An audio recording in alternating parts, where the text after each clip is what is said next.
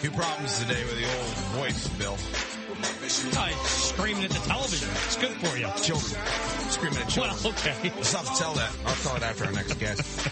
Nick Sundberg, long snapper for the Washington Redskins, one of our buddies, joins us on the McDonald's hotline. Divisional champion Nick Sundberg on the McDonald's hotline. Nick, what's up, bud? Chad, Bill, how's it going, guys? I appreciate you having me on. Hey, Nick. Gotta feel pretty good. I mean, you missed part of the season. You missed the bad part of the season, actually, with the team being 3-6. Some might say snapping with a broken arm was part of the bad part of the season. That's probably true. But, I mean, you get back, and all of a sudden, everybody's trying to point it out for Morris, and RG3 is the reason. But you get back in the lineup, they don't lose. I'm saying it's all about you, Nick. That's why they won 7 straight. Well, I mean, the big question is, what would happen if I didn't come out? If I didn't break my arm, would we be 16-0 right now? I think that's a valid question. It's a very good point. I'm just kidding. I'm just kidding. Honestly, it's been a ton of fun. I think that's the biggest key right there is, I tell myself this before every game is just go have fun. And I think guys are doing that. Guys are excited to play, and everybody's just having a good time. And that's when you play your best, Nick, you've been having a great season, but your boy Zoe has been possessed. What's in the water for that guy? I mean, he's going to the Pro Bowl, and he deserves to go to the Pro Bowl, but he's at the bottom of every pile with his arms wrapped around the ball carrier. What's going on with Lorenzo this year? Well, Zoe was a force last year, and he ended up losing some weight to play inside backer this year. He's just been faster and meaner than he ever has before. I mean, he's literally in on every single play, and it's awesome to be able to line up on punt right next to the guy. I mean, it's crazy to say. I mean, we get off the field. I'm like, how'd it go that time? He's like, well, I got doubled. I'm like, so how'd you do? He's like, well, I got out of it, and, I was, whatever. I'm like, well, do you need some help next time? He's like, no, don't worry, I got it. You're like, all right, well, I'll try and take one of them for you. He's like, no, I'd just rather have them both. I'm like, okay. Appreciate that, man. I'll try. I'll try and pull one of them away.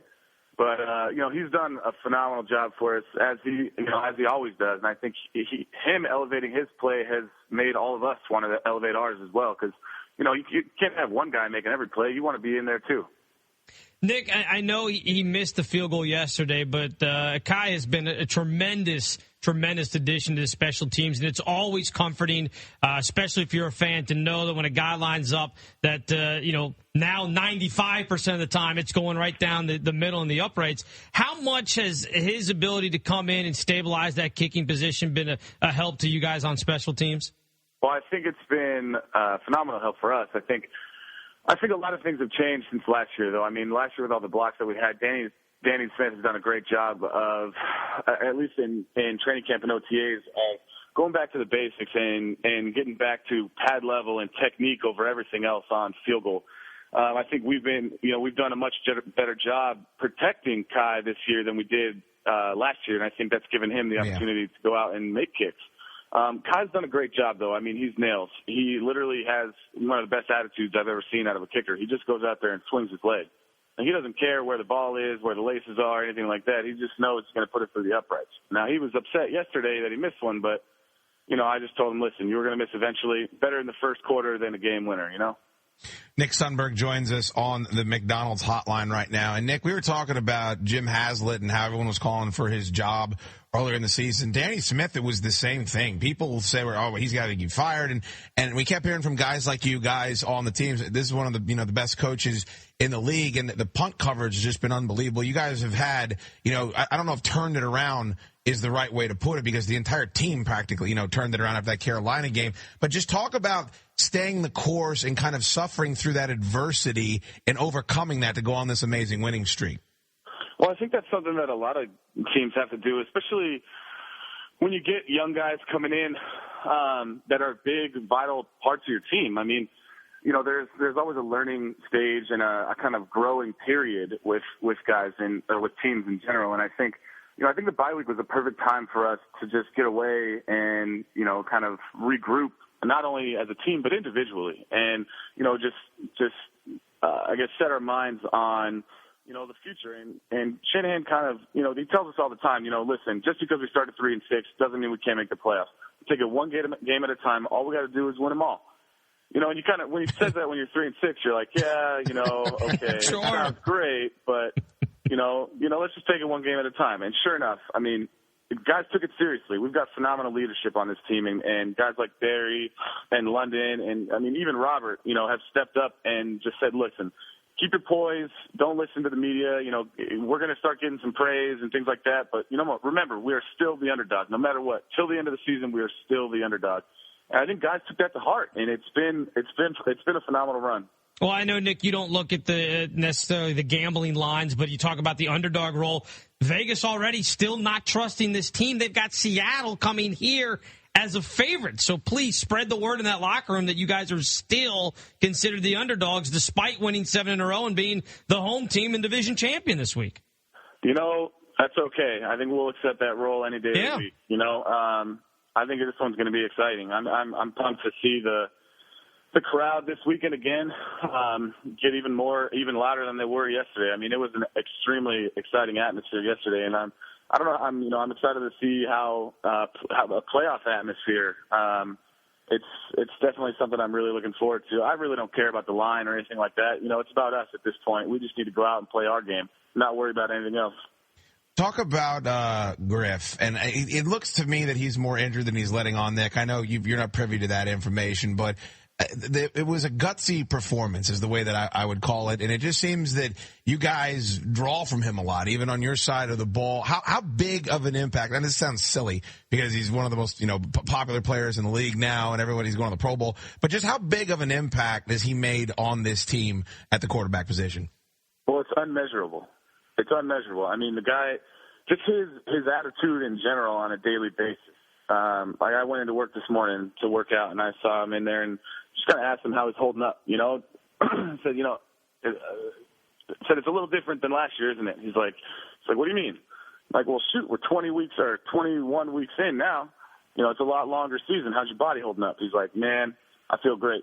Like, honestly, I'm not thinking about anything. I'm not thinking about anything but the playoffs at this point, and that kind of takes away whatever nicks and bruises I've got. And I mean, the guy's positive, motivated. He's excited all the time, and that spreads throughout the locker room. I mean, that's something that is contagious, and we all, take from that. And I think that's been one of his biggest upsides, aside from his play on the field, which has been phenomenal. Nick, is it true I'm reading here that you graduated in 3.5 years from Cal Berkeley? It is, sir. I feel like such an idiot now, Chad. Do you realize? I mean, you and I both went to George Mason. He goes 3.5 years to Cal Berkeley, no problem. Degree done. Well, he also smart guy. What you don't know, a bunch of idiots. What you don't know about Nick Sundberg, and I learned this because we've hung out before, is he loves Mike Stoops. It's like his favorite college football coach of all time, right, Nick? I was hoping you could share that story with Bill. Oh yeah, my favorite football coach of all time. Definitely not Mike Stoops. You're not going to go into any details, I take it? I'll just say, when I was coming out of high school, he told me to my face that I wasn't good enough to play for him. So, have you sent him a Christmas card? I have not. You should probably send him, put on your little NFC East division champion hat, take a little photo. He's probably on Twitter, and just be like, hey, remember me? How's things going there, Stoops? How funny would that be? That'd be great. Nick, talk about the playoffs, bud. I mean, as a fan, I'm, excited. I can't even imagine winning the division, getting a home game. It's not a small deal in the NFL with the amount of parity there is, and the fact that you guys are going in so dramatically must ratchet it up even more so. What does that feel like? I can't even explain it. I mean, it's phenomenal. I woke up this morning, and this time last year, I'm booking a flight to go home. It's been extremely surreal, but it's been more exciting than anything. I mean, I've never had this much fun in football in my entire life. This has definitely been an exciting run. I think every single guy in the locker room is pumped up. We're excited. We can't wait to get to Sunday to play Seattle. And I think the town, everybody in DC, the media has done a phenomenal job of being excited as well, and kind of keeping not overhyping us, but keeping us excited and ready to play. And honestly, I don't know. I've never been through this before, so it's really just kind of just more I don't know, surreal than anything. I'm just excited. That's all.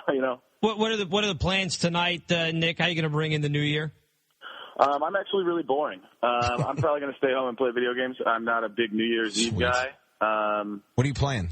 Sure. I actually tried to friend request you on Call of Duty, but it said that your friends list is full. really popular, Nick. I yeah, need to know no that. big deal or anything. Oh my god, really popular. So just go ahead and friend me. I'll text you my game tag. Yeah, text me. Just give it out. So you want to play some zombies tonight? I'll play some Black Ops with you. Yeah, I'm down. All right, cool. Let's do that. At Nick So Sundberg. after we nerded out, any other questions? Yeah, where can people get your shirts? I bought a bunch of them. Everybody should buy a bunch of them. How do people get them? Yeah, check them out. Sundberg.com. Pick yourself up a T-shirt. You got 3 to choose from, and cheer us on in the playoffs. Rocking that T-shirt. They're lucky, so I've heard. They're very lucky. Sundberg.com. Thanks, buddy. Appreciate you coming on the show, man. Thanks, Nick. Hey, guys, one more thing. Do you mind checking out my podcast, sportsevolutionradio.com? I got to give it a plug. Listen to this guy. Sports, what is it again? Say it again. Say the podcast. It's sportsevolutionradio.com. You can check us out on Twitter at SportsEvoRadio. Give me a follow at Nick Sundberg, too. Listen to this guy. He's a media mogul. Hey, appreciate it, guys. Thanks again for having me on. You guys are the best. Happy New Year, Nick. Thanks, no problem. There you go. He's a genius.